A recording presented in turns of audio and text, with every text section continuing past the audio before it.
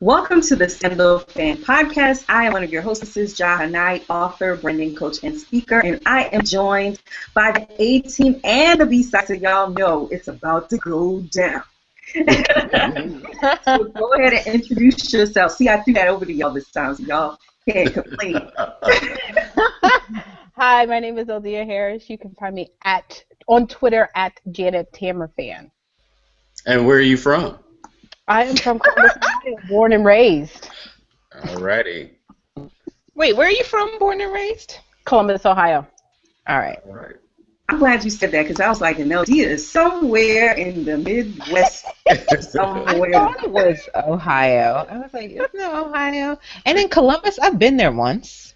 Yeah, it's not great. It's okay. No, it's not. All right. And then we have the lovely Katrina. We do. We have the lovely Katrina Pavela who just pulled out. She has emptied a bottle. I'm drinking a whole bottle like Jake is my boyfriend, and I'm fucking depressed about the matter. Like, throw up in the house. Jake is your boyfriend. That's I what she can't get it down. Yeah. So it's serious. But yeah, I'm here. I feel like a guest because it's not my week. I was about to say, I'm surprised you're up because it's late for you. I didn't even think about it. I just told you guys. You guys didn't hear this out there in Scandal Land that it is well into the 1st of November here. It's 12:40, almost 12:45. Okay, the next day. I've been up since 5:30 a.m. the previous day. It had a very long-ass day, but, one that was very rewarding. But tiring. And then I got all of my life a second wind after I watched the Scandal episode. And I was like, I can't wait to get on the podcast, even though I haven't really processed that. So let's talk it out. And so for those who might be listening for the first time, who are you and where are you from? Oh my God! Why is it the next day? Okay, yeah. So so my name is Katrina Pavela, and I live in England, which is why it's the next day. And also, we've already done our daylight savings. We did this last weekend. You guys still have to do it like this weekend. So that means I think I'm 6 hours behind you because you said it's what? What time is it there? It's 8:30 there. So we're 4 hours. We're 4 hours behind. But this week, you guys always do it later than on the 8 week. Yeah. I don't have my lower third up because Google. I don't know what is going on. I am from katrinapavela.tumblr.com, and I'm at #1feeling, and that's the number one, not spelled out. Feeling at on Twitter, and. I am just a crazy girl who's in love with Scandal, and I like to talk a lot about it on my blog all the time. All right. And I'm wearing, I just want to say, because every time I come on here, I like have a themed appearance. Lord, please don't shake your titties to the camera this week. Yeah? Like, really? Damn. Yeah. Today, I think she's keeping it classy. And I am keeping it. Look at me. I'm doing like... She's doing Billie Holiday today. Thank you. I was like, not Ella Fitzgerald. I'm doing a Billie Holiday kind of thing, and I'm wearing white in honor of Truth and Light and my girl Olivia Pope. Your white is soft looking. I like it. It's cute. You like my sweater? My jumper, I should say. Yeah. It's kind of fluffy, like a kitty. It is fluffy, yeah. Oh, let's not talk about kitties. Let's not talk about kitties. Let's not talk about Wait a minute. People's heads emerging from kitties, and let's not talk about it. I was going to stay clean, and y'all took it there. No, you took it there. No, I did not. I did not.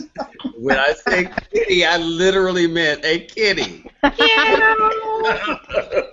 right, so introduce Somebody was purring. I cannot with you today. So, anyway, I am Langstan Smith out of Chicago, Illinois, and you can find me at Langstan Smith on Twitter. Okay. Langstan and I can reach out and touch each other. Like if we do this, we're right next to each other, right? How you do that? Where's my hand? I can't do it right. Wrong side. Yeah. Y'all are a mess. And I'm here for it. So this episode was crazy. It started off with that amazing montage of lovers with Summer Breeze in the background. What did you think about that? That was wild. That was crazy to start the show out that way.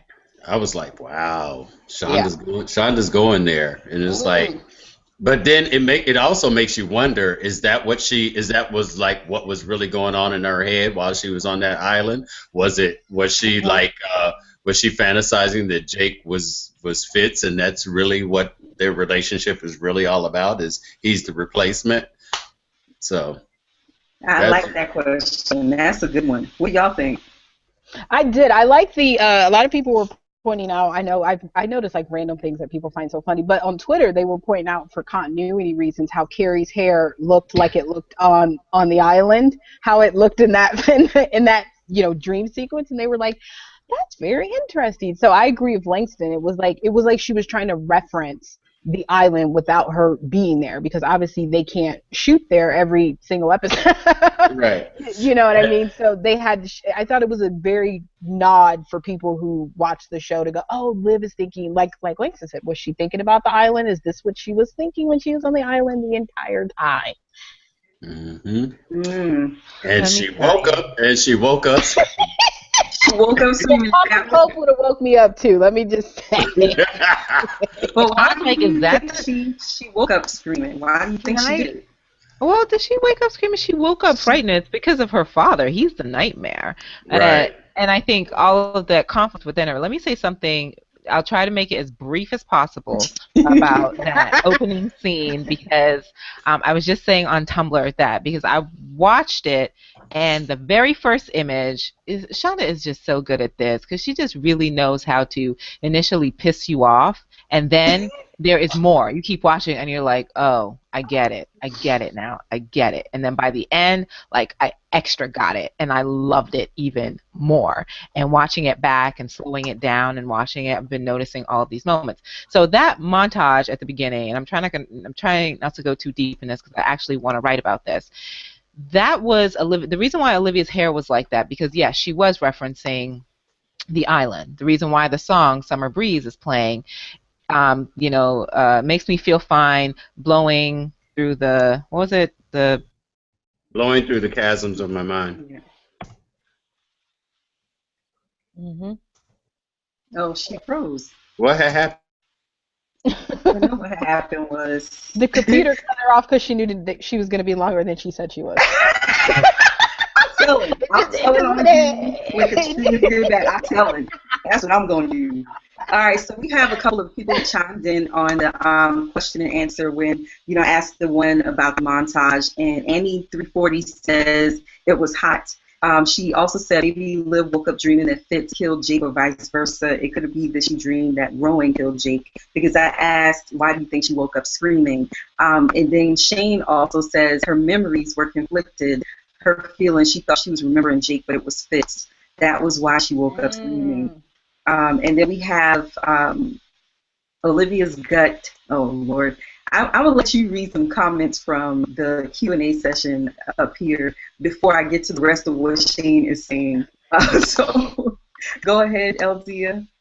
Okay, let's see. We have Yaya, who says the start of the show was some 10 p.m. stuff, LOL, referencing Scandal's time change, and that people would like it to go back to 10 p.m., I guess.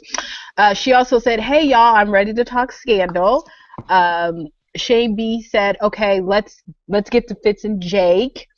And then Yaya said, Shane, don't you talk bad about Liv tonight, LOL. So now we'll go back to what Shane has said on Twitter, because he's on here Twittering up a storm. He said her memories, okay, I said that. He said Olivia's gut has retired. This is in reference to question 4. We're back to the gut, but that gut is backed by its team. Do you think OPA has kind of phoned it in when it comes to coming to work? Because right now, all you have is Quinn really doing the work, and I hate to agree with Shane, but he did say that in the Scandalistas that Quinn is doing the work of OPA and no one else really is. Olivia is going by what she sees in a person's eyes. Negro, look, let me say something. I was so here for David when he said, look, that's not, when David was like, that's not how the justice system works. Right, that's why it's not based off of that, yeah. Correct. Yeah, so he was right in saying that because she was going based off of some nonsense. So what do you think about that? We back to the gut. This is what I was asking because Langstan wasn't here for a second. We're back to the gut. Yeah, I got the gut is too. back by a team. What do you think OPA is doing? Is OPA kind of my filling it internet in? fell out, guys. Sorry about that. Okay, you're right. So did I. I'll go first with the OPA. I just want to say this. Can you hear me, I guys? think OPA is Yeah, just we can. fine. I like OPA. I know last week I talked about how I missed Harrison's presence, and I felt like you could notice he was not there. It's becoming less and less. How can Quinn? Okay, like Quinn. It's really Quinn and Olivia, but it's Quinn. Huck's playing video games now, but he's still doing what he needs to do. He's like, oh yeah, I got you. Don't worry about it. But Quinn is the one who's putting all the pieces together, doing the puzzle.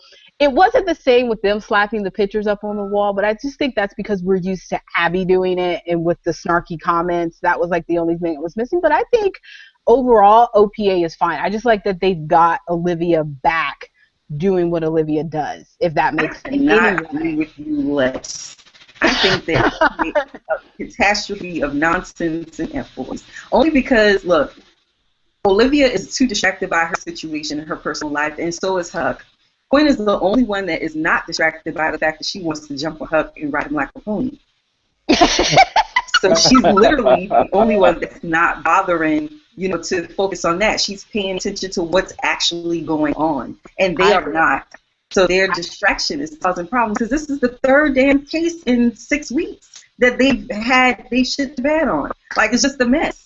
Like, no, wait. What else did they? If they had properly vetted those other cases, it wouldn't have been her having to drop them because she couldn't wear the white hat. Remember, we talked about the fact that she had stopped doing those cases that pretty much were like, oh, yeah, you're not going to succeed at that because they're doing something wrong and you want to be involved. So if they had done the work, the pre-work, if they had done the work ahead of time, they would not have gotten to that place of, this but person. how could they do the work ahead of time with this case when it was like an emergency situation? The president, the former president, had just died, and this is like something that just came up. And I think you are right in that Olivia, obviously there was a huge parallel there with the OPA case with that guy whose name I can't recall right now. The prisoner, and Jake, yeah, and Jake, and even like bits about Rowan as well, because I do see Jake and Rowan as this pair, in the narrative. They came in together, their forces are at work together on Olivia, and for me, it would make sense that they would go out together, and it's why they're kind of always like vying for power in this way with one another. But in any case, there was a huge parallel there with them for the case. And so, of course, Olivia's whole gut feel, her gut is off because her whole relationship with Jake is just off. It's all one big lie, essentially, that she's trying to swallow. So I don't see it as Liv, like, I don't know, it's not like season 2 for me or season 3 kind of whatever. I think it really is like she so badly wants to help the underdog, and this wasn't a case in which she was trying to do something for the wrong reasons. And of course, believing in and having Jake's presumed innocence on her mind influenced the way she saw this case. Exactly. And the performance that the guy gave her. But I don't consider it like, you're weak or you're fucking up. I don't. Oh, yes, they did. They did. I think it. Well, yeah, of course she did. She was duped by this guy. It's not the first time that. It's not the first time it's happened. With, what's his face? The governor. Back in season 2, remember what happened? Yeah, when he raped or he said his wife was accused of rape. Yeah, but it wasn't as much of. She got back at him though. Exactly, well, but still, even then, it wasn't as much as that whole season she was in that situation. This whole season, she's been in that place where she's. I don't know. Yes, she is. But I mean, but it happened. what It goes happened. on in her life, and she's not necessarily. All of season 2 was about her white hat coming off. So all of season 2 was about that. This season But none of it was about her losing cases because she didn't do a thorough enough job, and they are distracted. That's why I feel like they're not doing a great But she job. loses cases sometimes because that's real. She can't win every case.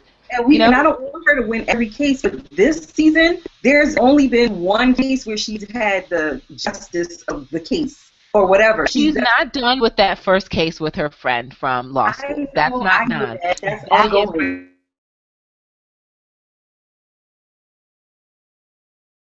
That found photos in a locker of her, right? There was the case with Karen that she helped, right? And she fixed that with Karen. That was a favor.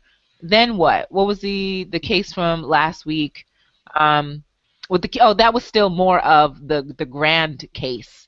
She didn't have like a little case last week. That was more a continuing of episode 2. So 2 and 5 are tied together. This case she lost. In 403, she did well with that case. And 404, no, it was 404. 404. So what was 403? What was the case? Oh, and then there was a State of the Union thing. That was actually 402, I meant. And she delivered them and recommended that they got a divorce. So where is she losing, Jaha? What are you talking about? Look, don't be scandal encyclopedia in me. You know I don't remember all the details. I know that's what she was going to do, and I shut the heck up because I knew it. Be like, logic and facts. I don't want facts. I want to go off. How dare I? How dare you? Because I was about to send both of you to a corner somewhere. Good fight. Right. I don't know what Shane is super ambidextrous. Shane is in the Q&A. He is on Twitter tweeting. What's he doing? He is playing no games, and he's probably in the Statelistas group putting stuff up to antagonize people there. Yes. He loves that stuff. I'll read Oh my through some God, of these. Google hates me today. I'll read through some of them real quick. Shane B said, what did he say? He said, OPA needs to hire. Quinn is grossly overworked. Yeah. Everything. Yaya said, I like OPA. They are slowly coming back together. Shane B said, Eldea, first time I disagree with you. Whatever, traitor. He was like, Quinn is doing everything, and Huck is taking the equipment to spy on his family. He's playing video games while Quinn is working. They need applause for OPA. Hell, bring Steven back. Somebody. Shit. Yeah. Stephen King goes. And then he said, this one's for you, Katrina. He said, Katrina, I lost it. Where'd it go? He said, Katrina, the purpose of the case was to confirm that she could not trust her gut as it relates to her relationship with Jake and Fitz. This goes back to the gut question that Jaha started. He also said, Olivia's job is not to get to the truth. Her job is to fix the problem of her client. Remember, she is not a defense attorney. She is a fixer. And then he said, Yaya, you ain't loyal. Wow. Why is he calling her Yaya?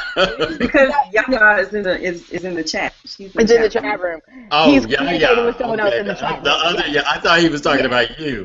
No. He knows what her name is. Then he said, and then Annette E said, Jaha, Olivia did get her job done because she got the truth out. Now there is no doubt this guy shot President Cooper. That isn't what she was hired for, so let's get that very clear. And can we also note that she also inadvertently ended up helping Fitz, because now his administration gets the credit for bringing murder charges against this guy who actually did turn out to be the killer. Yeah. So that guy got what he wanted, which was to be in the Hall of Fame of presidential assassinator. Right. But also that whole scene with Abby and Cyrus and Fitz in the Oval about the bonus that it would bring to the White House and to the administration. Mm-hmm. Olivia is the one that facilitated that. So she still, in some ways, she wins in that regard for the White House, even though she got duped by this guy. Right. And then last, Yaya said, there were times in the past season when Quinn was doing other things and the team had to carry her. That's right. Quinn was off on a vision quest last season trying to find herself and got all mixed up. You make it sound like Quinn had wigwams and was. She was clearly smoking something. Y'all are a total mess. All right, so we're Abby confronting Fitz. Was that her place or not? Yes. Confronting Fitz? Oh, yeah, definitely. As a friend, it was her place. As a press secretary, obviously not. But she was a friend. And she did preface it, when he said, when he asked her and she said, no, I'm not here as a press secretary. I'm here. I'm not talking to the president. I'm talking to the married man who used to sleep with my friend and who wants to know what you did with the other friend that she's sleeping with. So, break it down. She broke it down, and and a lot of people thought that she was chicken shit. I thought that was a pretty damn brave thing. Yeah. But she ran her job out there, though. She ran her behind out of there. She did. I would run out of there too. Come on, it's like liked about it, and I think Darby is doing a magnificent job at portraying this. Is I think Katrina, or maybe it was Jaha who referenced it in an earlier podcast, is Abby is really getting to see what Liv's job was. I think that the people at OPA had this idea of what she did. You remember in season 1, even in season 2, Stephen was like, the president calls, you call back. Abby was like, you get to go to the White House. They thought it was like this glamorous job that she had, that she just had to stand at the podium and just answer questions. And they she gets to see. They never met the president. They never met Mellie. They never met Cyrus. These were just names of Olivia's people. So images that they had in their head that they saw on TV.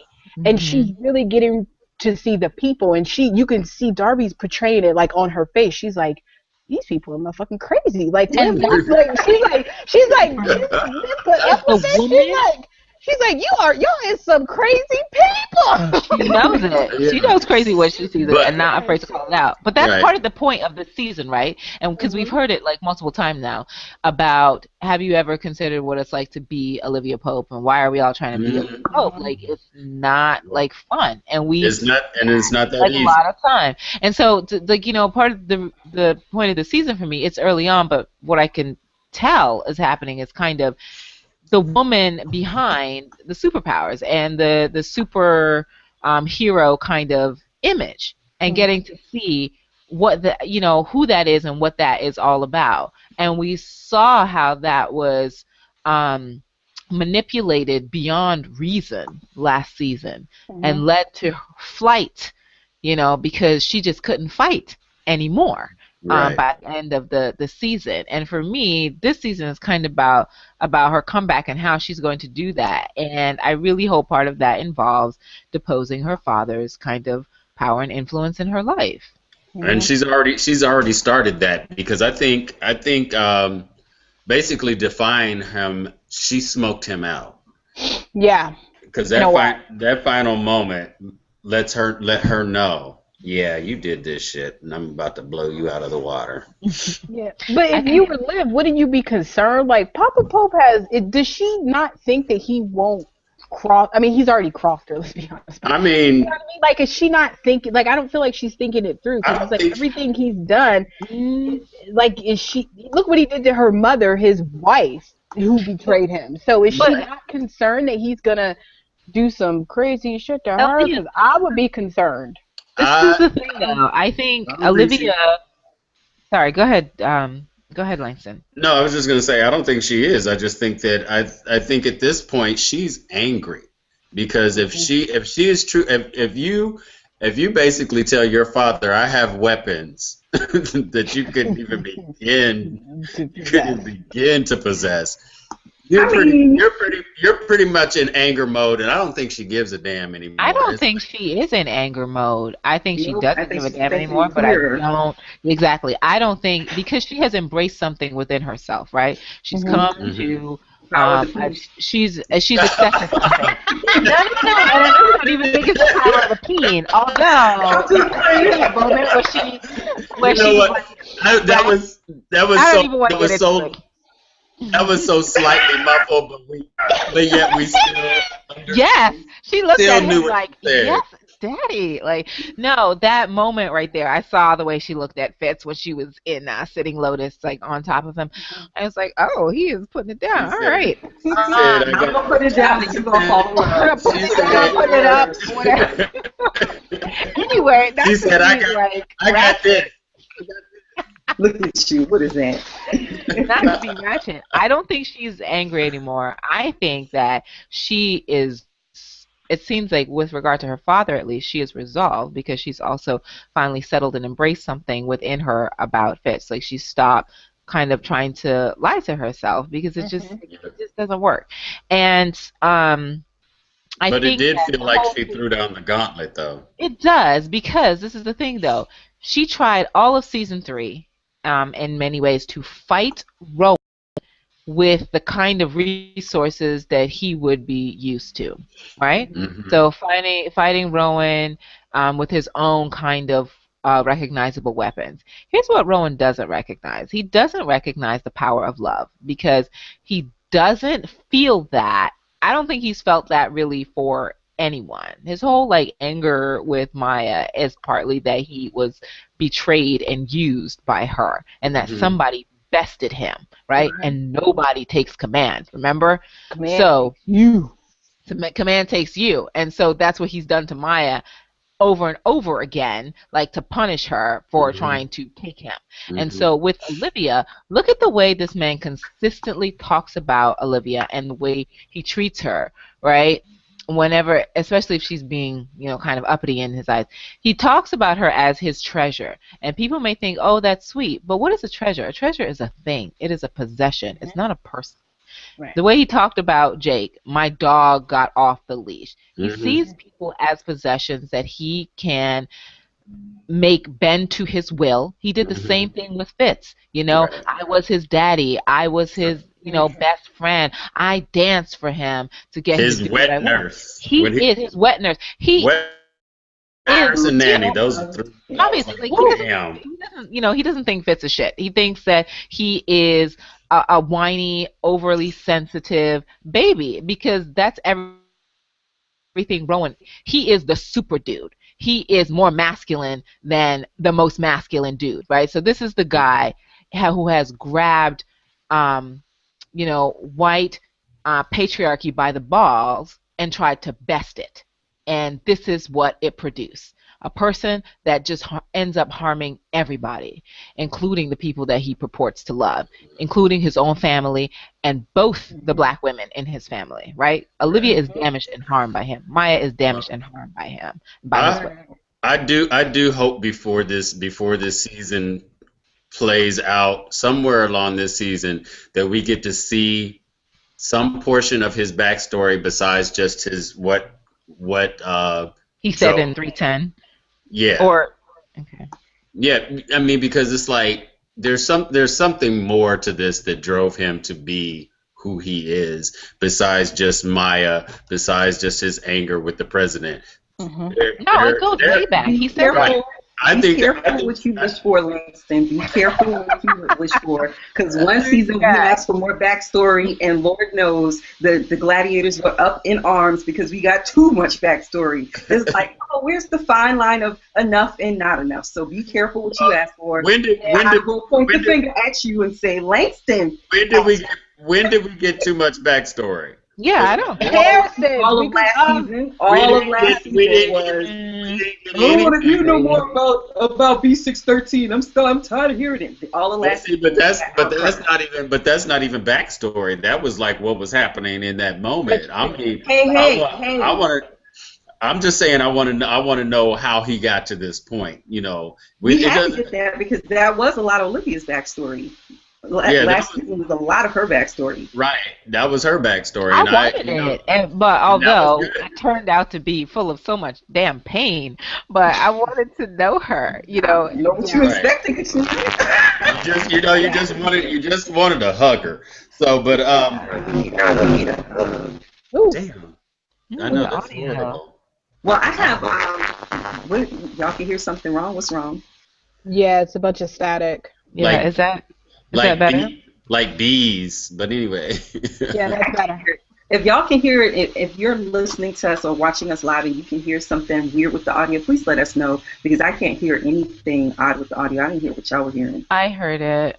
Must have been my side. I hear a little something, but I don't know what it could possibly be. But also, I have a question. President Cooper did none of the work during his presidency. Was Melly inspired by his wife's work?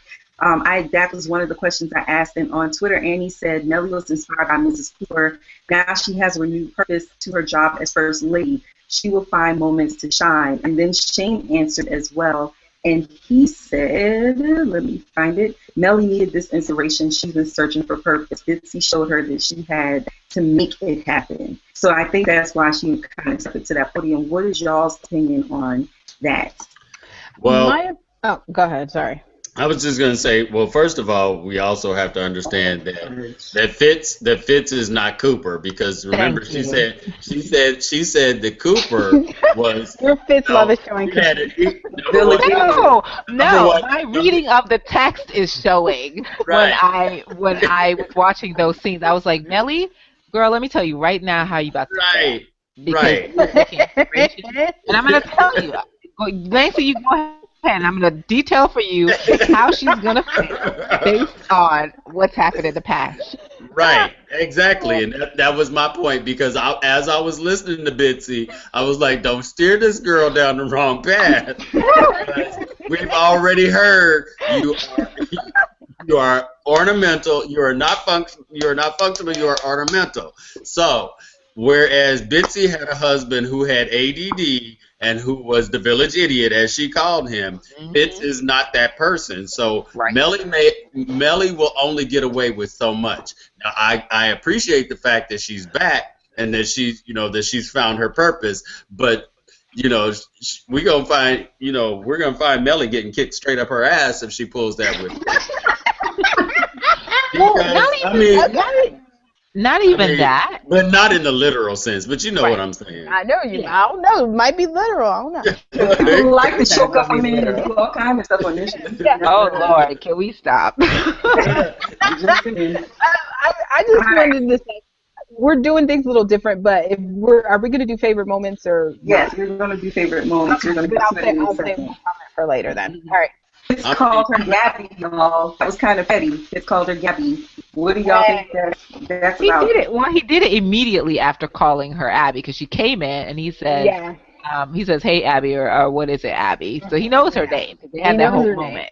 But when she challenged him in that way, and he's like, this is wholly inappropriate for you to be doing this. Even if you are saying some truth, you know who I am. You don't speak this way. Only one woman is allowed to speak this way. And clearly, they've already had the scene where she told him that it was, that wasn't her name. So he literally did it to get under her skin. Exactly. And to throw her off, because he thought if he did that, she'd back down. But she kept trudging. Do you think it was petty? Is the question.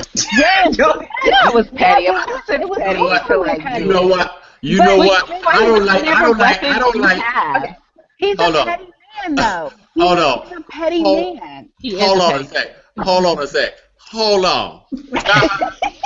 Jaha, you will not come for us like that. I heard that. The question was. I was like, did she just cut us off? Yes, she did. Yes. I love y'all, but y'all know we're on a time crunch. You got 15 minutes left. I don't know what it is she was doing, but she did the ultimate mama move. She over there cleaning stuff and moving stuff around and blah blah blah. But the question was. No, actually, I missed it. Did she do a neck snap and everything? Oh no. Yeah. She just kind of looked around like, okay, that was all cute and everything, but what I had asked y'all was I'm trying to fix the audio because I think it might be my problem. So I just bought this nice little nifty thing. So I was trying to get out the box and put it all together before y'all. Because I don't want to get any more craziness off of, y'all already know. I'm not even going to go into it. So, I keep my mouth shut because I get in trouble when I go off the reservation by myself. So that was the question. Sai had valid reasons for threatening Abby. What do you think about that whole scene where he basically told her, get your shit together, because if you don't, you're going to have some problems. I should fire your redheads right now, but you don't have a cause to do so legally. And also, what the hell is going on with Sai's hair? That crap looks like grass. Okay, but here's the thing. It does. Okay, but here's the thing. For the first 2 seasons, we had to listen to Cyrus bitch and complain to Fitz and Olivia about how they were being, even in season 3 a little bit, about how they were being led around by their feelings, their nose, their whatever. He was kind of like Melly in a sense. He was like, he was always pointing out to Fitz about how you're thinking with your head down south instead of thinking with your head up north. Well, now he finds himself in that situation. He's not really thinking things through. He's in a sloppy situation. Let's just put it out there. He's got an apartment and he's got money. I mean, he's put himself in a very sloppy situation, whether it was a setup or sloppy not. Situation. Cyrus is a daddy. Cyrus is being a daddy. It's going to be kind of irrelevant to me. We know he likes younger men because James was younger. So we know what he goes for. But I just found it very interesting that he was able to kind of like say that to her, and then she just very, very, and almost in a very polite way, as they say, she threw shade over him. Oh yeah, she shaded him in a very nice way. You know what I love is that Abby had to use her OPA skills to get that information, because Abby is an investigator, right? So that was a little OPA coming into the White House and finding that information about Cyrus. Yeah, and one of the favorite things that I liked about Abby in this episode was when she was on the phone with Liv. You could tell, even though they were kind of like talking like girlfriends talk, you could tell she was sort of waiting for Liv to jump in and go, okay, Abby, here's what you need to do. This is how the White House works, blah, blah. And it's like the first 2 episodes, she was like, I don't work for you, blah, blah, blah. But when she talks to Liv about the White House, you can tell she wants Olivia to tell her what to do. And Liv's like, I ain't going there. You know what else I love? Right. And to piggyback on that, what I loved about that scene is that she says to Abby, oh no, I can't believe you did that, even though Abby did that for her. She's like, you're aware of the implications of what you've done. You said that to him in the Oval, in that space? Girl, no. But then, and Fitz comes in, and of course she defends her friend. Like, no, you don't get to talk about my friend like that. Hold the fuck up. So I love that, right? And she says to Abby that wasn't appropriate, and at the same time, like, defend her to Fitz.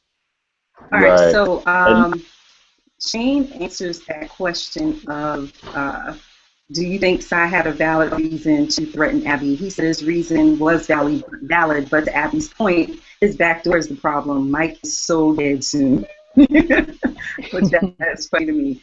They do hear that noise. I have to figure out how to fix it. So question number 6 was Fitz caller Gabby was petty, and Annie says she thinks Fitz was trying to get to put Abby in her place, and it was kind of petty because Abby is, of course, is no longer in the bubble. And the next question. What was he supposed to do? Somebody comes out their mouth to you like that, especially when you're a person in a position of power. Olivia has asserted a similar kind of authority, probably not in as petty a way, over when people in OPA have been overstepping their boundaries, because she's their motherfucking boss. She's done that with Harrison before. When he, in 221, with the whole brown and black folder thing, which now know what was in the black folder, the provenance key, and he's like, I'll, tell me what you need, or, I'll do anything. And she's basically like, we have a client, like, stay out my business, like, this is not your business, right? So Olivia has asserted that same kind of authority over her employees. So I didn't see it as inappropriate. Was it petty, the method that he used? Of course it is. But Fitz does that. Fitz gets really petty. Hell, the fact that he has what's his name in the hole is petty. But do you also think that him putting Jake, taking Jake into that he taking Jake? I'm gonna go ahead and read through some of the quotes. or some of the questions or answers, I should say. Let me see. It says, I do think she is a little off her kilter. Remember, her dad said to her when she visited him with the coffee that she was trying to get back to normal because things would be off kilter.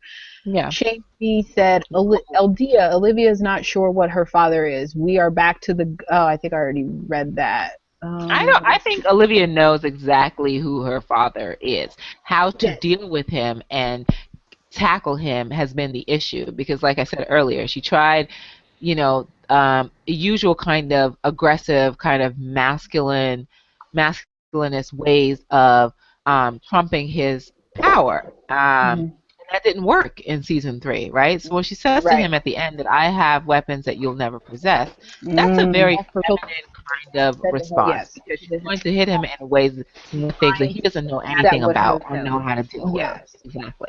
Okay. Shane also said, I swear I want to discuss Jake if we believe that bullshit he said to Olivia. No.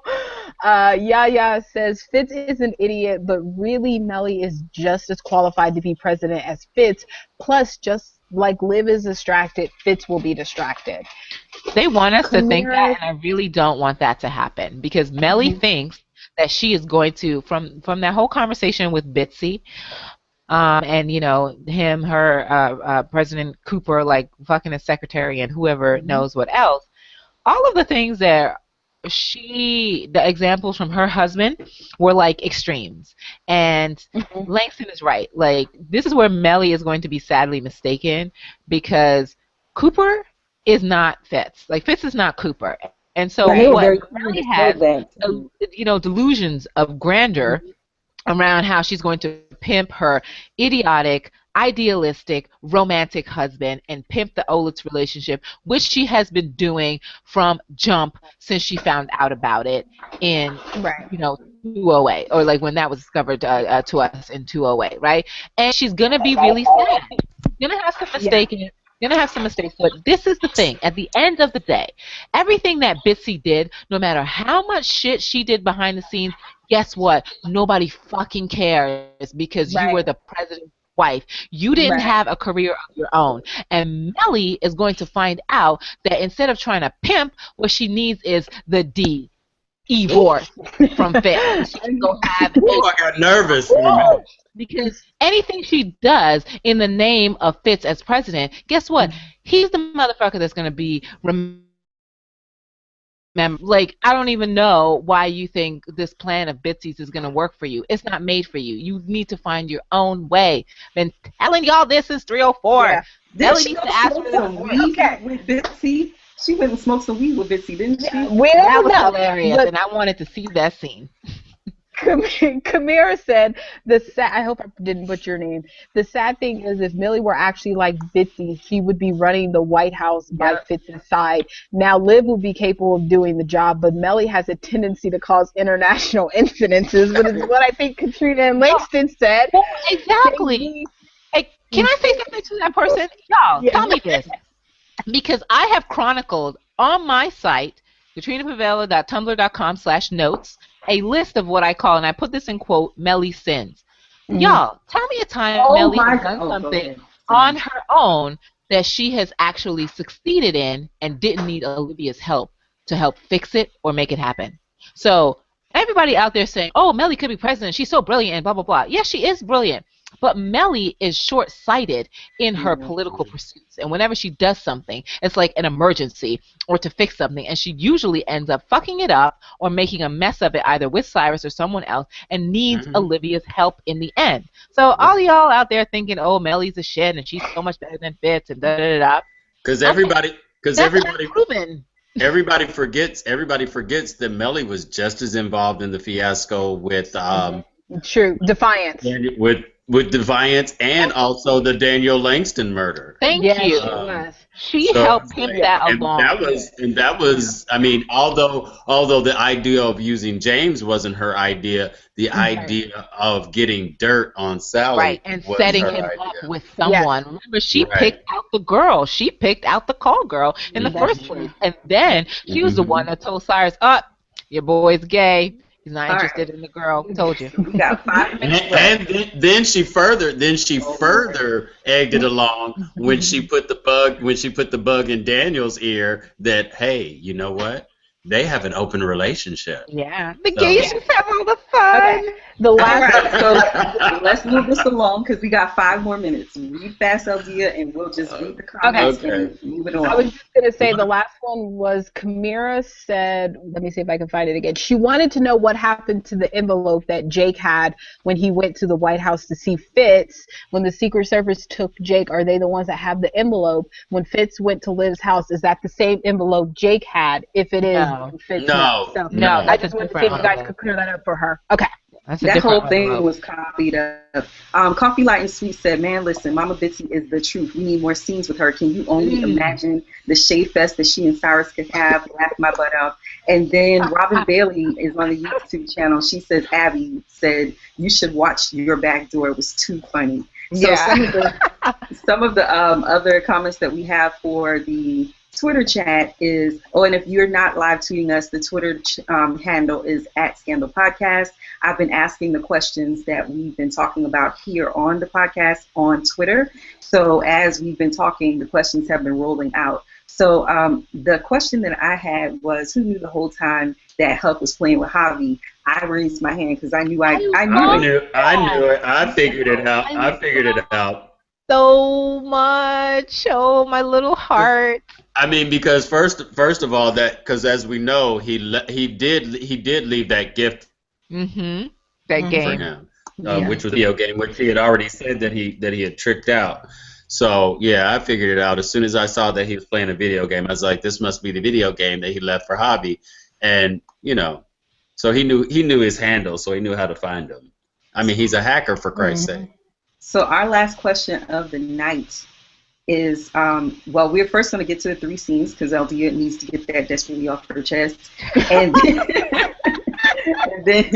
then we're going to ask the last question of the night before we go into Scandal Podcast After Dark. And if you are a Scandal Podcast After Dark viewer or patron of our campaign, then you can definitely check that out. It is dramaqueenbooks.com/support for Scandal Podcast After Dark. And all of the questions that we have that are still going live on Twitter are still going to keep going, and we'll answer them in Scandal Podcast After Dark. So go ahead, Eldea. Give us your favorite 3 scenes. Okay.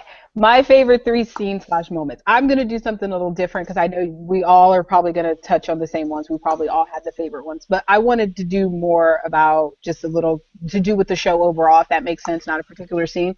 I wanted to give a shout out to the guest acting on this episode. I felt like it was really, really good. They nailed it. Bitsy was amazing. The guy, I don't know his name. He's married to Madeline Stowe. He's married to Madeline Stowe, who stars on Revenge, by the way, and he was on Private Practice. So we all know Shonda likes to keep it in the family, but it was really good to see him do something so different than what he did on Private Practice. I want to give a shout out to the guest actors. I want to give a shout out to the music. I thought the music was really on point. Like when it came on, I found myself like hitting the volume button, turning it up a little bit, going, you couldn't help but. I don't know what that was y'all just did there. I'm sorry, listeners. I'm sorry. By the way, we'll be seeing Leo again real soon. Yes, we will. We didn't find out informant. Abby's unfortunate fine-ass ex-abuser. I'm so mad that he's so handsome. I know.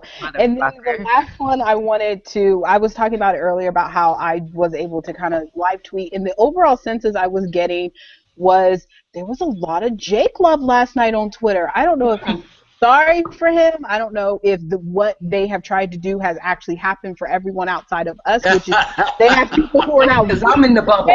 There was a lot of Jake love. People were like, he can't die. We love Jake. Oh my gosh. It's so murder his ass and throw him in the unmarked grave. There was a lot.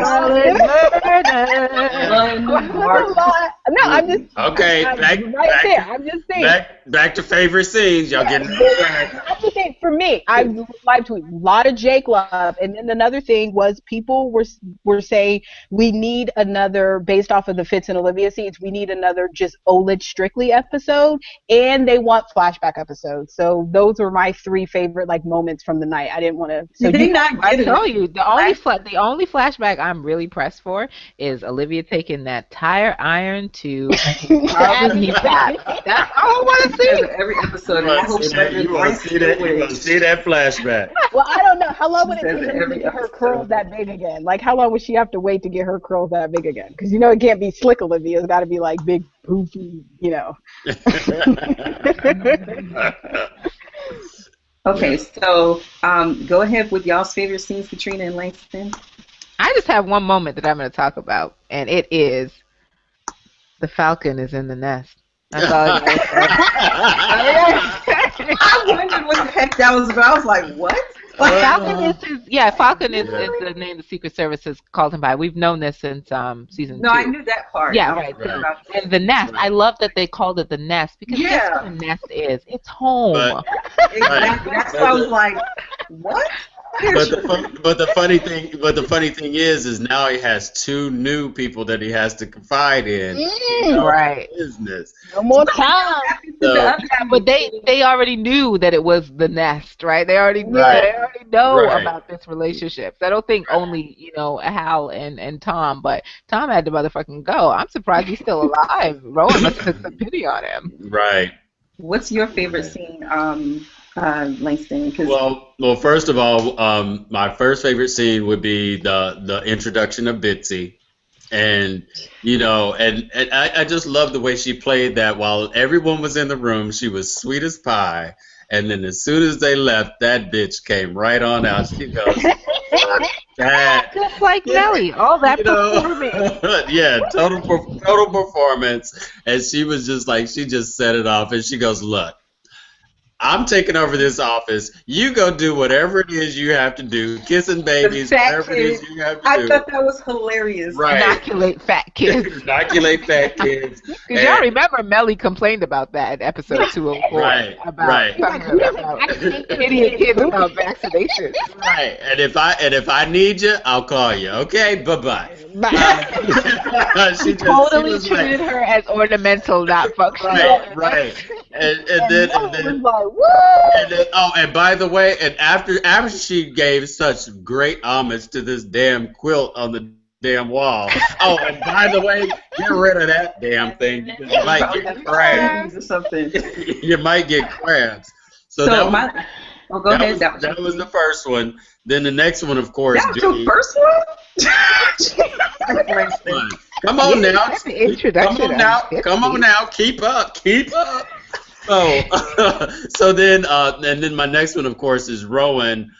Just basically when he was in the hole with Jake, and just basically breaking down how he broke Fitz down and how Fitz is his bitch. That's pretty much what he said. It's like, come on, it's like I did all this dancing and jigging for him, but at the same time, he's still my bitch. So, and let's see, third scene, and it just because it warmed my heart would be the reveal that Huck is actually playing the game with Javi. That was just, I like that. It warmed my heart too. Because he was so desperate in that last episode. He really was sad. Right. Sweet Treats Forever says her favorite scenes were Bitsy, Rowan, manipulation, and Liv telling him she had weapons he can't possess.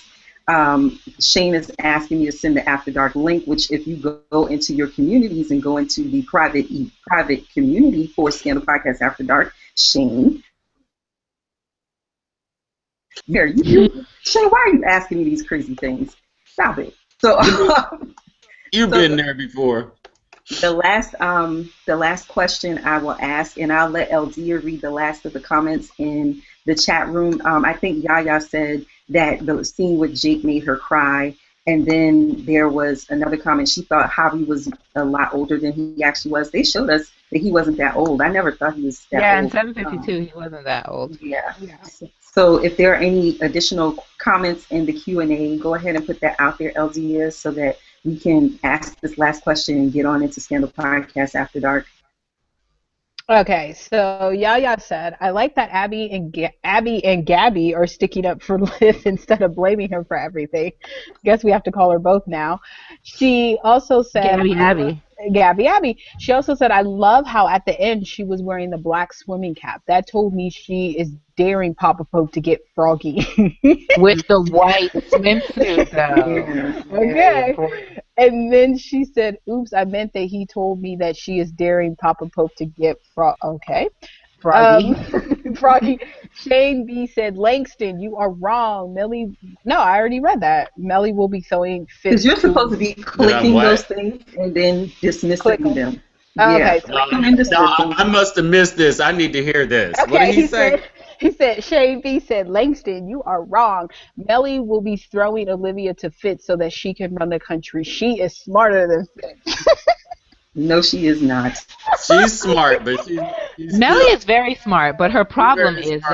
that Melly thinks that in order for her to prove her smartness, that she has to denigrate Fitz and prove that he's an idiot, and it's not necessary. And it's why I say Right. ultimately she's not going to succeed in this effort, because what Melly really needs to do is get out from under Fitz's shadow, because what did Bitsy say? That she will be remembered, like her husband, she will be remembered as being married to the man who did something with his life. Mhm. And that is Melly, because she Yeah. ain't doing shit with all that ability. So her like trying to achieve something by showing up Fitz to be an idiot is stupid. When if she's really brilliant, she would divorce his ass and go do something with her life. Because I'm certain that Fitz would support her on a platform. Because what did he say to her just last episode? Why don't you leave?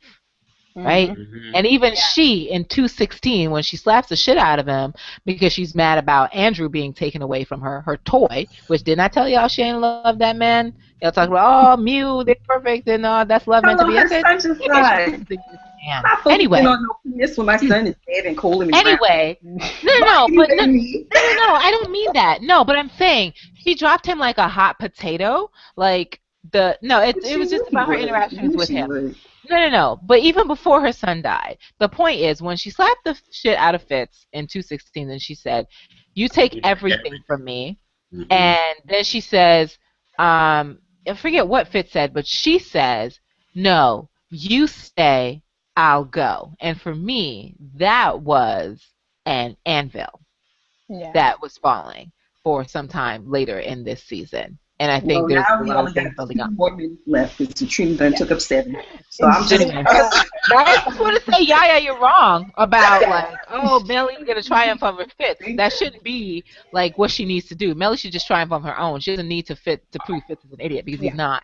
Right. But I agree with you when you were talking earlier about the fact that we talked about this several episodes ago. The fact that Melly is playing the victim. She played the victim in this episode when she told Bitsy, "I can't."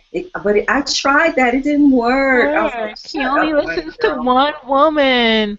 Well, at least there's only one. One. Shut up. What do you got to Hmm. say, Eldea? What are the last comments? Because The last I need to comment. ask this last Okay. question so we can. Lorena said, I wonder if Melly is going to seek out Leo to help with her new agenda. Shane said, I do not believe any of that BS Jake was spewing.